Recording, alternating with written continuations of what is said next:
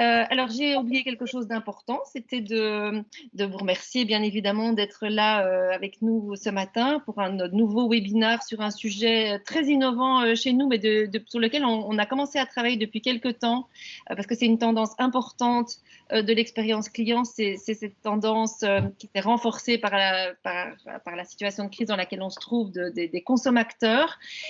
Et donc, on a eu une équipe interne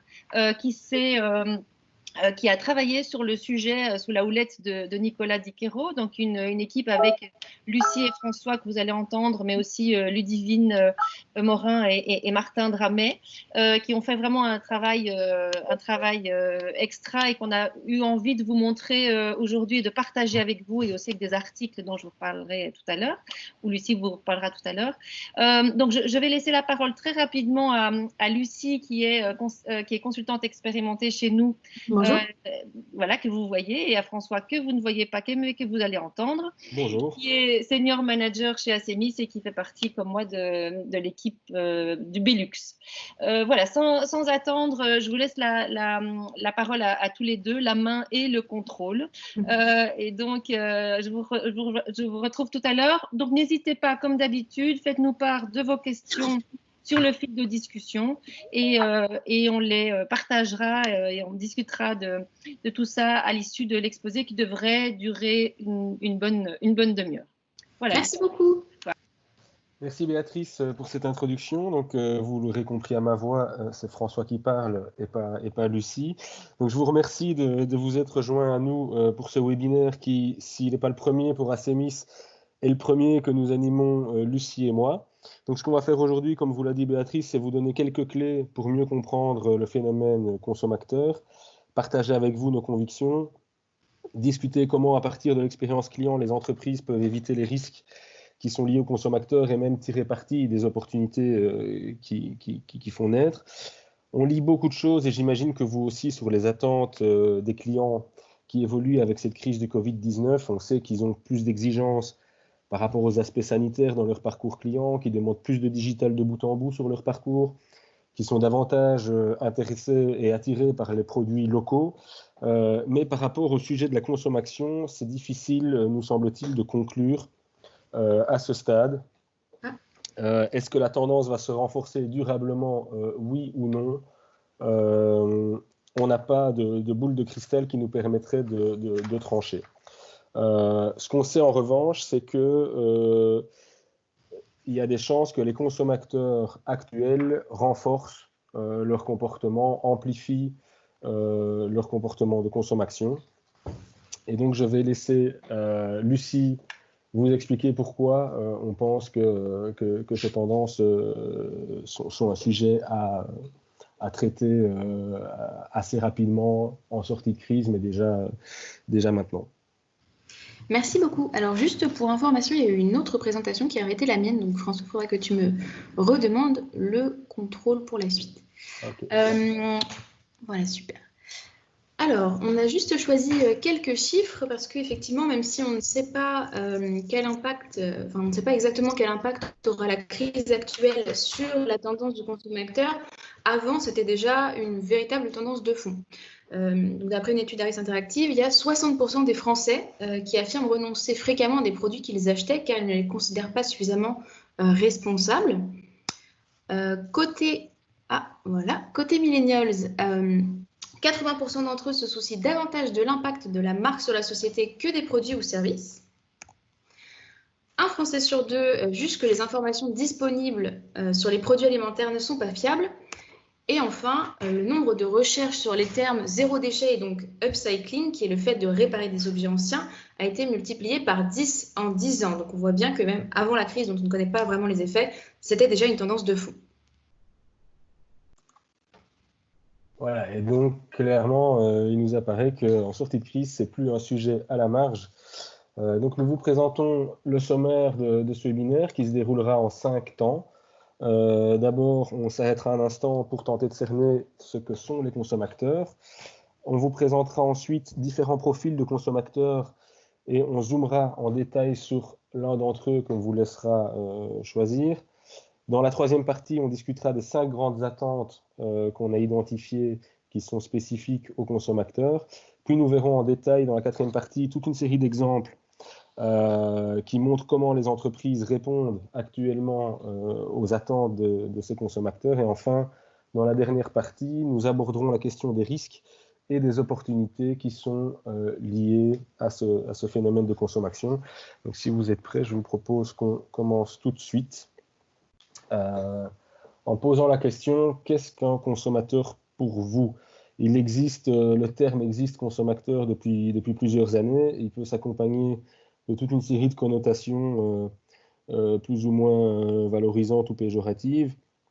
Et donc avant d'aller plus loin, on souhaitait vous sonder pour comprendre rapidement comment, de votre point de vue, vous associez, comment vous connotez ce concept. Pour ce faire, on vous propose d'utiliser Bcast. Donc, on vous a suggéré de garder proche de vous votre smartphone. Donc, si vous ouvrez votre smartphone et le navigateur web, vous pouvez taper comme URL www.bcast.live. Ou reprendre le mail, comme l'avait dit Béatrice, il y a le lien qui est juste dedans. Voilà, le lien est dans le mail, effectivement. Donc, si vous avez le mail sous la main, ça sera encore plus facile.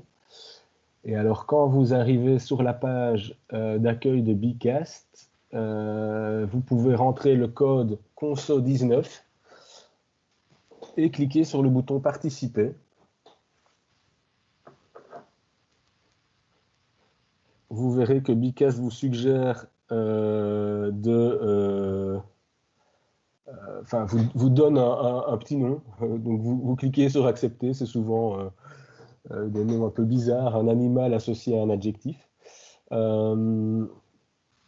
Et puis, vous devriez arriver en cliquant sur Voir la présentation sur un écran qui vous dit Bienvenue sur le Bcast de l'événement. Je ne sais pas si vous vous en sortez. On va encore attendre une quinzaine de secondes. Et alors, on va démarrer l'activité proprement dite. Lucie, je pense que tu peux lancer l'activité. Voilà, alors... Je vais lancer. Voilà, on vous demande donc, on va créer ensemble un nuage de mots, donc de citer un mot qui est associé dans votre esprit à la dynamique ou à la personne d'un consommateur. Vous pouvez mettre plusieurs mots successivement, mais c'est un mot à la fois. Donc on va prendre 1 ou 2 minutes pour vous laisser le temps de répondre.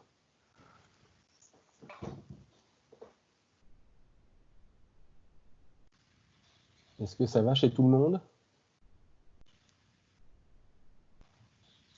Personne n'a l'air de dire que ça ne va pas, donc oui, j'imagine que ça va. Pas le fil de discussion, mais pour l'instant, ça a l'air d'aller. En tout cas, il n'y a personne qui dit que ça ne marche pas. Voilà. Ça ne fonctionne pas. Alors, on peut éventuellement, peut-être, Lucie, clôturer le oui. Sondage.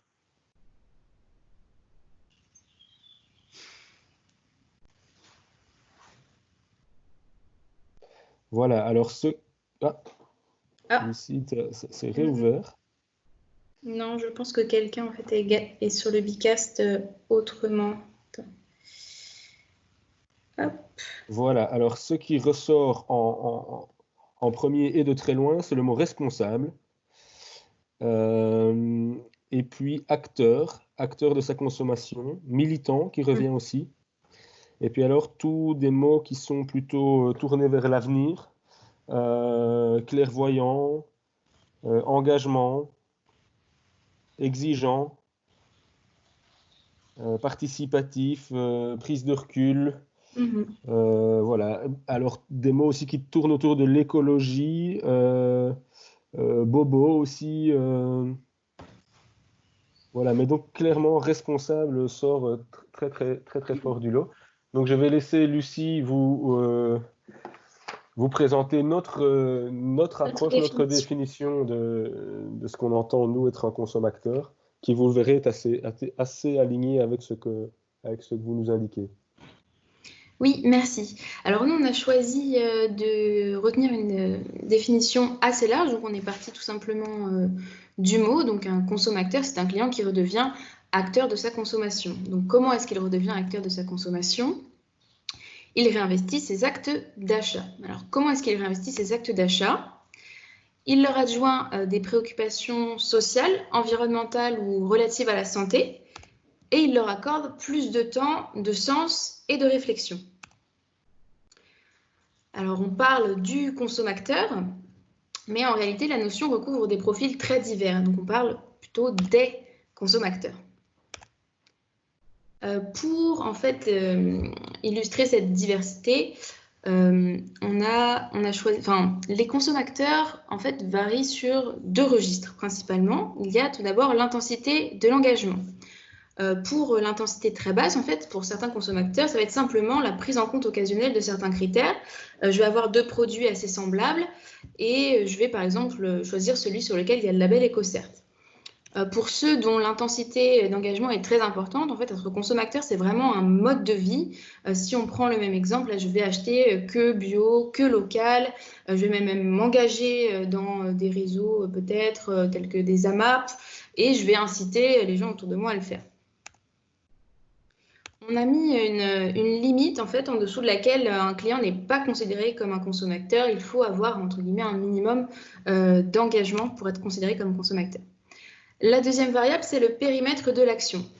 En fait, les consommateurs peuvent soit agir sur eux-mêmes uniquement et leur cercle proche, soit vouloir, à l'autre extrême, avoir un impact sur le monde entier. On peut prendre l'exemple de Greta Thunberg qui vraiment veut avoir une influence sur le monde entier, changer le monde. Donc on voit bien en fait à partir de ces deux variables en quoi les consommateurs peuvent être potentiellement très différents entre celui qui est à la fois très engagé et dont le périmètre d'action est très étendu et ceux dont l'intensité d'engagement est plutôt faible avec un périmètre d'action restreint.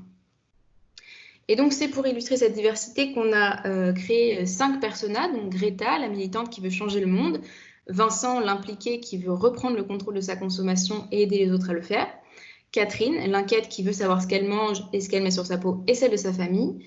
Julie, la néophyte qui veut consommer mieux mais pas changer ses habitudes. Et Walid, le conscient qui veut garder la maîtrise et préserver son indépendance sur Internet. Si on repositionne nos personnages sur les deux axes, on voit bien qu'ils sont très différents entre, par exemple, Julie qui se situe à la fameuse limite entre les clients classiques et les consommateurs, et Greta qui, elle, à la fois très engagée et un périmètre d'action très étendu.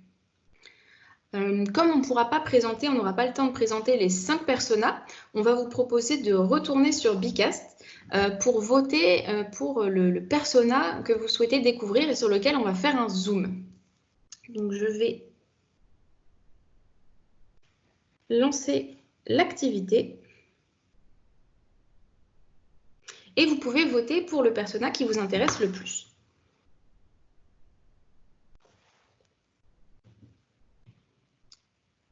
Est-ce que vous arrivez à voter? Oui.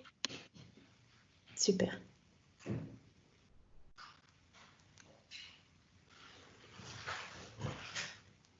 On va attendre quelques instants pour que tout le monde ait le temps de voter.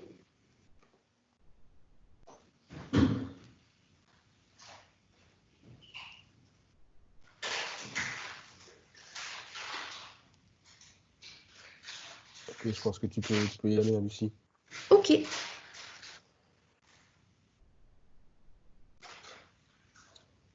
Alors, et c'est Catherine qui remporte le concours. Nous allons donc faire un zoom sur Catherine l'inquiète. Donc, elle veut savoir ce qu'elle mange et ce qu'elle met sur la peau et celle de sa famille. Alors, vous connaissez sûrement le principe des personas. Là, c'est une fiche assez classique. La seule chose qu'on a rajoutée, en fait, c'est comme vous voyez en bas à gauche, le cadran pour la situer par rapport à nos deux dimensions consommatrices. On a également rajouté des variables, entre guillemets, liées au consommateur dans ce qui est sensibilité. Donc Catherine, comme vous voyez, elle est très engagée, mais son périmètre est assez restreint, c'est-à-dire qu'elle s'intéresse principalement à son cercle proche. Ce qui l'intéresse, c'est sa santé, celle de sa famille. En revanche, elle est très engagée puisque c'est une chose à laquelle elle consacre beaucoup de temps, à en savoir plus sur sa consommation et voilà, faire en sorte que ce soit bon pour sa santé. Alors, on mettra cette fiche dans le compte-rendu si vous souhaitez la voir plus en détail. Après, voilà, c'est une fiche persona. Comme tous les personas, ça sert à humaniser finalement un profil de consommateur et à pouvoir mieux imaginer ses attentes quand on réfléchit à un projet. Voilà, est-ce que c'est plus facile de se dire est-ce qu'on répond aux attentes de Catherine que est-ce qu'on répond aux attentes de la personne qui a un cercle d'action restreint mais une forte intensité d'engagement. Voilà dans quel sens on les a fait. Voilà, je vais attaquer la troisième partie qui est consacrée aux attentes des consommateurs. On en a identifié avec le groupe de travail que Béatrice a présenté tout à l'heure, on a identifié 5 types d'attentes qui sont partagés par la plupart des consommateurs à des degrés d'intensité divers, mais qui sont en revanche quasi absentes chez les consommateurs classiques. Alors, je passe à la première attente. Vous verrez qu'on a chaque fois formulé les attentes sous forme d'insights. Les insights, c'est une technique qui est empruntée au marketing et qui permet de cibler d'un côté les attentes, c'est ce qu'on a mis en gras, je veux savoir ce que je consomme, qui formule également la justification de cette attente, c'est ce qu'il y a derrière le parce que, et puis qui exprime la frustration qui est aujourd'hui ressentie par le consommateur quand cette attente n'est pas rencontrée. C'est ce qu'il y a derrière le mais. Donc on utilise toujours ce rituel d'écriture, je veux ou je voudrais, parce que mais. Cette première attente, donc je veux savoir ce que je consomme, parce que motivation, la justification de cette attente, c'est je me rends compte que de nombreux produits que j'achète sont en fait mauvais pour ma santé ou pour l'environnement. Mais malheureusement, je ne sais pas où trouver des informations fiables, ni comment les décrypter. Et on voit que cette attente, elle est étayée par toute une série de chiffres. Je ne vais pas passer en détail sur tous ces chiffres parce que ça prendrait trop de temps, mais vous aurez les slides à l'issue de ce webinaire. Simplement, rappeler celui que Lucie vous a présenté en tout début de webinaire, c'est que 86% des Français ont le sentiment que les produits du quotidien sont dangereux pour leur santé. C'est pas un chiffre anodin, c'est l'immense majorité des Français. Et du coup, on voit les autres exemples, c'est des applications qui se multiplient pour aider les consommateurs à comprendre la composition des produits qu'ils achètent, à comprendre comment ils peuvent faire attention à tel ou tel détail dans les produits pour guider mieux leurs actes d'achat. La deuxième attente, c'est je veux limiter mon impact ou, en corollaire, avoir un impact positif. Parce que j'ai conscience que ma consommation a un impact sur l'environnement et sur la société. Mais alors, soit je suis constamment influencé à consommer toujours plus à travers le marketing, soit je peine à trouver des alternatives concrètes. Et donc là, vous verrez les chiffres. On voit toute une série de croissance du bio. On voit qu'une partie importante des consommateurs veulent consommer mieux. Certains, 60% des Français, renoncent à des produits qu'ils avaient l'habitude d'acheter parce qu'ils ne les considèrent pas comme suffisamment responsables. Voilà, des chiffres qui étayent assez bien cette attente. Troisième attente, je veux faire partie d'une communauté qui partage mes valeurs et m'aide à progresser, parce que j'ai envie d'échanger et d'apprendre, parce que je voudrais faire partie d'une cause, parce que j'ai besoin d'être conforté dans mes choix. Mais aujourd'hui, malheureusement, je n'ai pas la possibilité de m'associer à une communauté qui soit en accord avec ces valeurs par le biais des entreprises. Et là, on voit, pour étayer cette attente, que toute une série d'entreprises qui proposent ces communautés fonctionne très très bien. Quatrième attente, avant-dernière attente, je veux que mes efforts soient mesurables et reconnus parce que j'ai besoin de savoir que mes efforts produisent des effets positifs, mais aujourd'hui malheureusement je ne sais pas où je me situe. Donc ici on a une série de consommateurs qui ont besoin de se sentir rassurés par rapport au fait que ce qu'ils font n'est pas vain. Et là à nouveau on trouve toute une série de chiffres qui nous permettent d'étayer le fait que cette attente est bien réelle. Et enfin, dernière attente, il y a une forme de crescendo, c'est je veux que les entreprises et organisations s'engagent parce que ce sont elles qui polluent le plus et peuvent avoir le plus d'impact. Mais aujourd'hui, malheureusement, peu d'entreprises me paraissent sincères, authentiques et cohérentes sur toute la ligne par rapport à leurs engagements. Et donc là, on voit que 90% des consommateurs attendent des marques qu'elles les aident à mieux consommer, selon une étude Honey et Opinionway. Donc 90%, c'est plus la marge. Hein. On voit aussi que la tendance chez les millennials est très ancrée. Et donc on peut imaginer que cette tendance soit vraiment structurante dans les années qui viennent. De la même façon que pour les personas, on ne va pas avoir le temps de présenter les réponses à toutes les attentes. Donc, on va vous proposer de la même façon de voter sur Bicast sur pour l'attente qui vous intéresse le plus. Je lance l'activité tout de suite.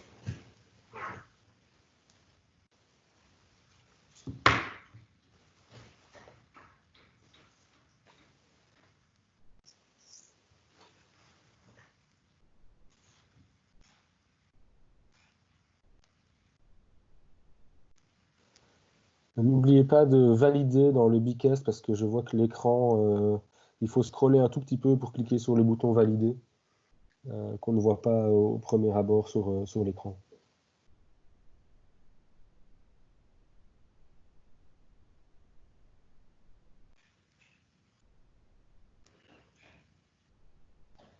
Est-ce qu'on se dit que c'est bon? Oui, je pense. Hein. Super. Alors, c'est donc la dernière attente. Je veux que les entreprises et les organisations s'engagent, qui a recueilli le plus de votes. Alors, en fait, comme on l'a vu, les consommateurs veulent que les entreprises et organisations s'engagent, mais pour eux, en fait, c'est difficile de trouver des entreprises qui soient véritablement responsables et cohérentes sur toute la ligne par rapport à leurs engagements. Donc, on a en fait sélectionné des types d'exemples qui illustrent des réponses consistant à donner de vrais engagements qui sont en fait qui sont à la mesure de l'importance des entreprises ou organisations, et des exemples qui montrent au contraire ce qui consiste en du greenwashing finalement, donc des réponses positives mais qui en fait ne sont rien au regard de l'importance de l'entreprise. En termes de vrais engagements, on voit par exemple que Biocoop ne vend que des légumes et des fruits de saison. C'est quand même important pour une entreprise de faire ce choix parce que ça veut dire qu'on se prive potentiellement de chiffre d'affaires. Et elle refuse tout transport par avion de ses produits.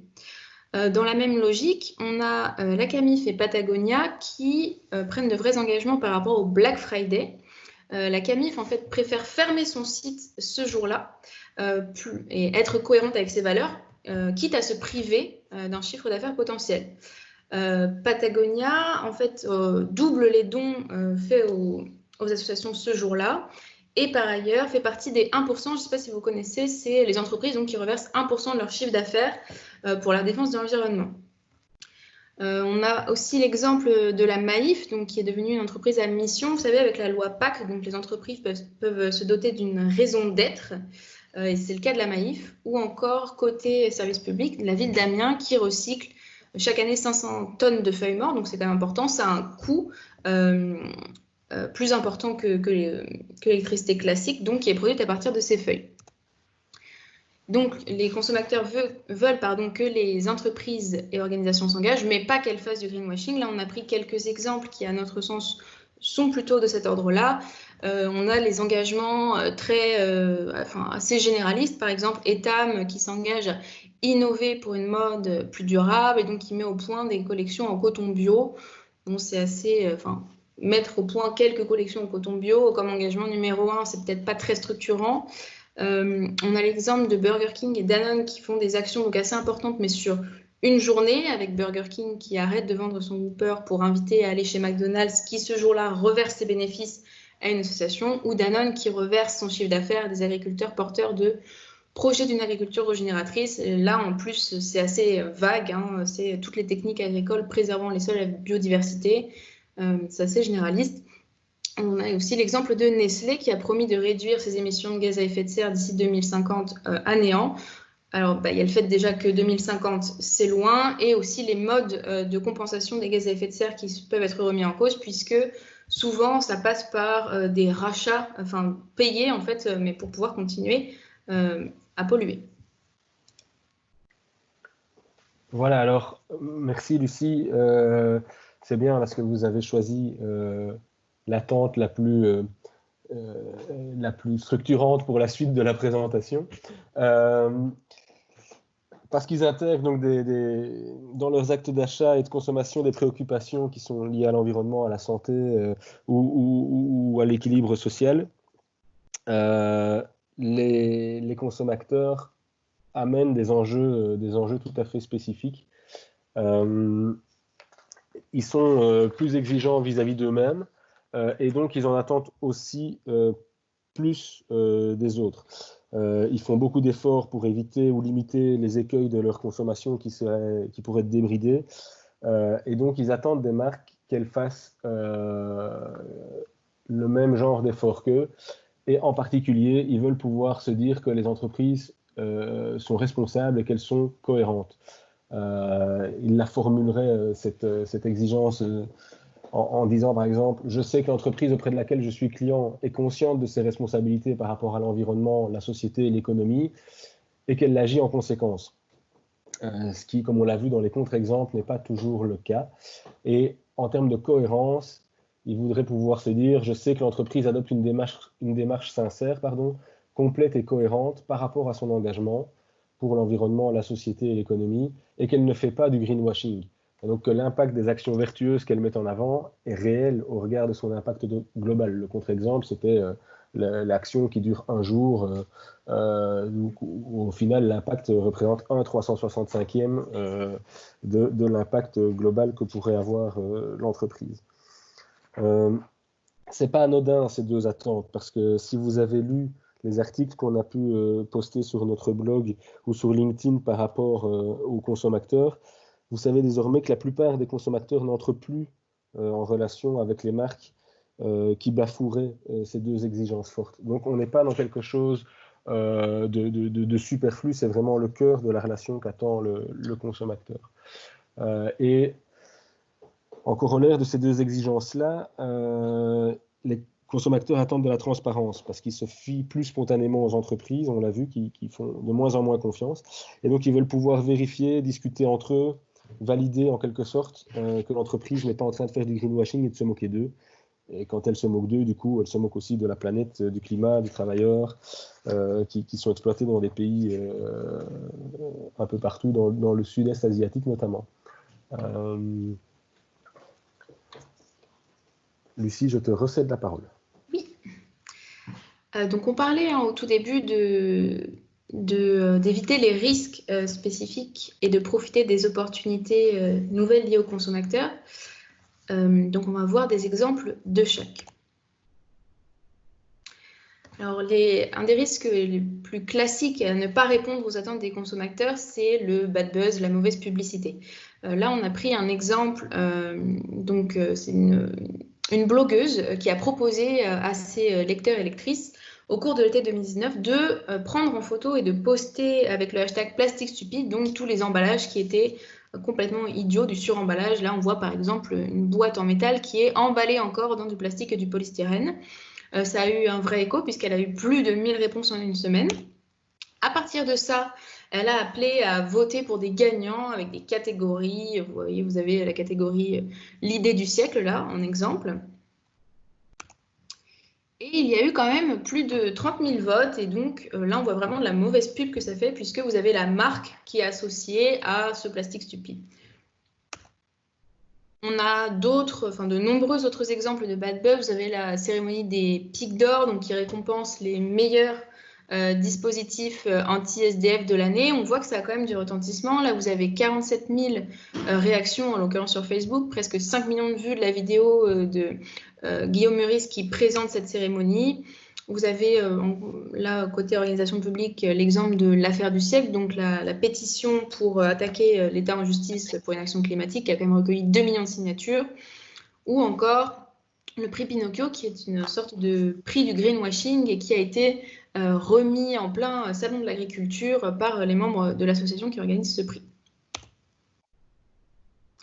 Ne pas répondre aux attentes des consommateurs, ça peut même amener à retirer un produit qui pourtant est un succès commercial. Là, on a l'exemple du format goutte d'eau d'Evian. donc un format 20 centilitres, qui fonctionnait très bien, mais qui scandalisait par la quantité de plastique nécessaire pour une si petite quantité d'eau. Et donc, une pétition a cumulé plus de 155 000 signatures et ils ont été obligés de retirer ce format. Donc ça, c'est les risques à ne pas répondre aux attentes des consommateurs. En revanche, il y a de véritables opportunités à y répondre. Là, on a choisi l'exemple de Pool House. Alors, je ne sais pas si vous connaissez cette marque. Mais dans l'industrie de l'œuf, les poules pondeuses sont tuées en général au bout d'1 an et demi puisqu'elles ne sont plus assez productives et cette marque propose notamment, c'est surtout le concept phare de leurs produits, de vendre des œufs qui ne tuent pas la poule, c'est-à-dire qui permettent de mettre les poules entre guillemets à la retraite une fois qu'elles ont dépassé donc, cette limite des 1 an et demi. C'est vendu quand même à un prix qui est important parce que pour la version bio, on voit que c'est pratiquement 1 € l'œuf. Et pourtant, ça a eu un véritable succès puisque 2 ans après le lancement, ils en ont vendu près de 3 millions. On voit donc que répondre aux attentes des consommateurs, ça peut, certains consommateurs, et dans certains cas, ont une sensibilité moindre au prix. Ils peuvent par ailleurs devenir de véritables promoteurs très actifs de la marque et soutenir la marque auprès des distributeurs. Là, c'est l'exemple. En fait, les consommateurs sont invités à interpeller les enseignes en leur demandant de vendre les produits de la marque et en disant que voilà, ils en seront fidèles clients. Là, on voit, j'ai pris une petite capture de Twitter, donc il y en a très régulièrement. Et donc, c'est les consommateurs eux-mêmes qui vont aller démarcher les enseignes pour leur demander de vendre les produits. Un exemple assez récent aussi rapidement, c'est l'exemple de Keep It. Donc c'est une marque d'électroménager durable et qui a lancé récemment une campagne Ulule pour financer son premier produit, donc Jaren, une bouilloire durable. Vous voyez, garantie constructeur 5 ans, pièces de rechange disponibles à vie, plan en open source pour que les clients puissent faire évoluer leur bouilloire au fur et à mesure des évolutions. Et là, j'ai pris la capture aujourd'hui. Vous voyez que la campagne a atteint plus de 1700% de ses objectifs. Ça fait quand même 176 000 €. Et d'autre part, ça a été beaucoup partagé sur les réseaux. Donc encore une fois, on retrouve cette viralité gratuite et aussi une moindre sensibilité au prix puisque la première participation incluant une bouilloire était quand même au prix de 180 €, ce qui n'est pas rien pour une bouilloire. Voilà pour ce qui était des risques et des opportunités. Voilà, alors et maintenant, comme vous l'avez vu en particulier dans cette dernière partie, les risques et les opportunités qui découlent des attentes des consommateurs ne sont pas à minimiser, loin de là. Le sujet est crucial pour la plupart des entreprises, d'autant plus que, comme on le signalait dans l'introduction, on ne sait pas encore aujourd'hui si on aura plus de consommateurs dans 1 an que ce qu'on en a aujourd'hui, mais par contre, on pense en revanche que les consommateurs actuels sortiront plus actifs et plus exigeants de la crise. Alors, si vous pensez comme nous que cette crise va encore renforcer le sujet, la question n'est donc pas faut-il répondre aux attentes des consommateurs, mais plutôt comment est-ce qu'on peut se mettre en action au sein de l'entreprise pour y répondre. Par quel bout est-ce qu'on peut prendre le sujet et en faire un inducteur de transformation véritable de notre entreprise.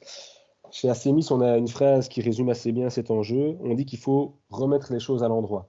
Donc d'abord décider de l'expérience que nous voulons faire vivre à nos clients, et ensuite aligner l'organisation, les processus, les parcours, les gestes métiers, le management, les indicateurs, etc., pour que l'entreprise délivre effectivement cette expérience. Et donc c'est donc l'ambition client qui tire la transformation de l'entreprise dans tous les registres, pour que l'expérience client ne soit plus la conséquence, mais bien la cause de l'organisation. Et c'est particulièrement vrai avec les consommateurs qui, au-delà des 5 attentes qu'on a présentées, exigent des marques la responsabilité et la cohérence, sans lesquelles la plupart n'entrent plus en relation avec votre marque. Donc définir une ambition client nous semble être un préalable. On va par exemple se poser les questions, se demander qui sont nos consommateurs à nous, sont-ils plus ou moins engagés, en mobilisant par exemple les personas que Lucie vous a présentés tout à l'heure, mais aussi en analysant des données de consultation de vos sites web et ailleurs, en montant des focus group pour mieux connaître vos clients par exemple. Il faudra aussi comprendre quelles sont leurs attentes spécifiques et donc on vous en a présenté 5 qui sont assez structurantes, il y en a peut-être d'autres dans votre parc client. Quel est l'impact de la crise sur les attentes qui sont prévisibles chez vos clients? Est-ce qu'on peut ensuite identifier les promesses qu'on pourra leur adresser, lesquelles peut-on leur faire et qu'on pourra tenir, sachant qu'ils attendent de la cohérence et de la responsabilité? quelles réponses sommes-nous prêts à construire. Voilà. Pour conclure, il nous semble que les méthodes de l'expérience client restent particulièrement bien adaptées, mais pour autant qu'on y intègre ces nouvelles attentes que nous vous avons présentées et qui sont tout à fait spécifiques, mais qui s'ancrent vraisemblablement de plus en plus et qui portent des risques de plus en plus importants, mais avec le corollaire qu'elles ont aussi des opportunités qui seraient bien de pouvoir saisir. Voilà, on a fini et on est du coup disponible si vous avez des questions ou des points que vous souhaitez que nous éclaircissions d'une manière ou d'une autre. Je ne sais pas si... Merci à tous les deux. Oui, à ce stade, il n'y a pas eu de questions nécessairement dans le fil de discussion, mais il y en a peut-être maintenant. Et si vous voulez prendre la parole, n'hésitez pas, si vous préférez parler directement que de vous exprimer via le fil de discussion. Je n'en ai pas encore vu à ce stade. Moi, ce qui me frappait tout à l'heure, François, c'est que dans finalement les définitions qui ressortaient de consommateur tout au début, l'élément qui ressortait, c'était de un acteur responsable, mais quelque part dans ce que tu as dit aussi par rapport comment dire, c'est aussi ce que le consommateur attend des entreprises et des organisations. Et donc j'ai l'impression que c'est une exigence il est lui-même responsable et il en attend la même chose justement des entreprises auprès desquelles il va consommer. C'est juste une remarque que je voulais faire par rapport à ça et dire aussi que vous avez cité plein d'exemples et je sais que pour chacune des attentes vous en avez tout autant. Et c'est vrai que c'est une tendance forte que l'on voit. Vous savez que j'apprécie beaucoup la marque C'est qui le patron, que je trouve tout aussi remarquable que les œufs qui ne tuent pas la poule que je ne connaissais pas. Et je voudrais juste citer, parce que je les trouve particulièrement remarquables dans la situation actuelle du Covid, où, pour ceux qui l'ignorent, des marques comme C'est qui le patron, donc c'est effectivement le consommateur qui décide même du cahier de charge du produit, du prix du produit et qui, comme tu l'as montré, Lucie, par des tweets, exige que les produits soient diffusés, distribués dans les différents supermarchés. Mais ils ont fait des tels bénéfices depuis 2 mois, notamment sur la vente des pâtes, c'est qui le patron, qu'ils ont décidé de créer un fonds de solidarité pour mettre tous les bénéfices, qu'on pourrait presque considérer comme des bénéfices de guerre d'une certaine manière, mais tous les bénéfices qui étaient particulièrement, en tout cas qui pouvaient être imputés au Covid, et il y a des centaines de milliers d'euros. Donc ils ont créé un fonds de solidarité pour les petites entreprises et les petits commerçants, et ils ont surtout incité des grosses entreprises à le faire, et je sais que Panzani par exemple ou Carrefour ont accepté de financer ce fonds qui permet de donner, de rétribuer des petits commerçants qui reçoivent 1000 ou 1500 euros, mais qui pour eux peuvent faire vraiment la différence. Et ça, je trouve que c'est une autre manière d'être responsable dans une situation comme celle que l'on vit pour l'instant. Et voilà, je trouve que c'est des initiatives, il y en a plusieurs, mais sans doute pas encore assez. Et ce qui est important. Peut-être une question par rapport à le pourcentage de consommateurs par rapport aujourd'hui aux consommateurs. Donc, c'est une question... Oui, je vois la question dans le fil. Oui. Peut-être juste pour rebondir sur ce que tu disais juste avant, donc la responsabilité, c'est bien une des exigences fortes, responsabilité et cohérence que les consommateurs attendent des entreprises en regard effectivement des efforts qu'ils font de leur côté. Ils attendent effectivement, sachant qu'ils veulent un impact global sur la société. Et alors là, je réponds aussi à la question, à ta deuxième, le deuxième exemple que tu soulignais avec C'est qui le patron, sachant que quand il parle de l'impact, il imagine dans différents registres. Il y a effectivement la question de l'environnement, mais il y a aussi la question de la justice sociale et de la protection de la santé, etc., etc. Donc, ils sont pas monothématiques. Et du coup, ça m'amène à la réponse à la deuxième question sur le pourcentage de consommateurs. C'est assez difficile de donner un pourcentage comme ça ex abrupto parce qu'il y a déjà plusieurs types de consommateurs, comme on en a parlé. Et donc, il est difficile de leur mettre un chiffre précis. Et il y a aussi différentes marques et différentes propositions. Donc, du coup, chez certains, je pense que chez une marque comme Patagonia ou comme chez C'est qui le patron, on peut imaginer qu'ils ont 95% de consommateurs parmi leurs clients. Chez d'autres marques comme Danone, c'est sans doute beaucoup moins élevé. Si on prend l'ensemble de la population, ce qu'on voit, c'est les chiffres qui traduisent des tendances qui s'ancrent et qui s'amplifient sur les 10-15 dernières années.